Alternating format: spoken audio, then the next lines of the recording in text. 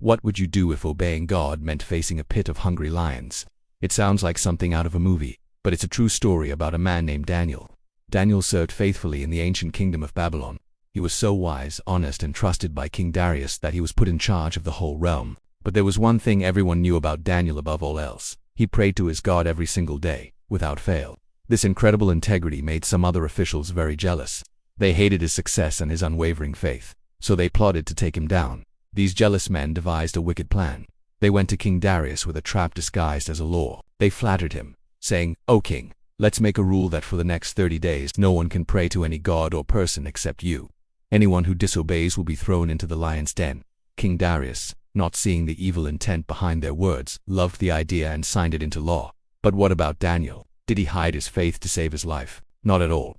He went home, opened his window that faced toward Jerusalem, got down on his knees, and prayed to God, just as he had always done, 3 times a day. The conspirators were waiting.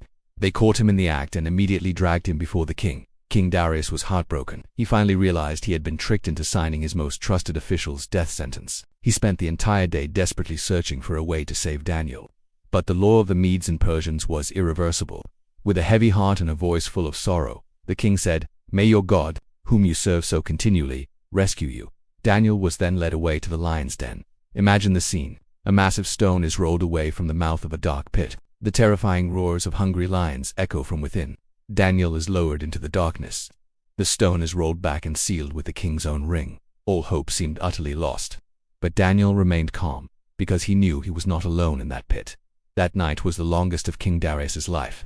He couldn't sleep, he refused to eat, and he wanted no entertainment. At the very first light of dawn, he rushed to the den and cried out, "Daniel, servant of the living God, has your God been able to rescue you from the lions?"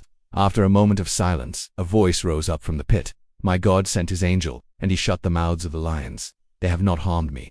Daniel was brought out, and he didn't have a single scratch on him. The king was overjoyed and immediately commanded that the evil men who had plotted against Daniel be thrown into the very same den. Then, King Darius made a new decree for the entire kingdom. The God of Daniel is the living God. His kingdom will never be destroyed. Daniel continued to prosper, not because of his own power, but because he trusted God completely. So, when your own faith is tested, remember Daniel, God can shut the mouths of any lions you face, whether it's fear, doubt, hardship, or enemies. Trust him even when it feels like the whole world is against you.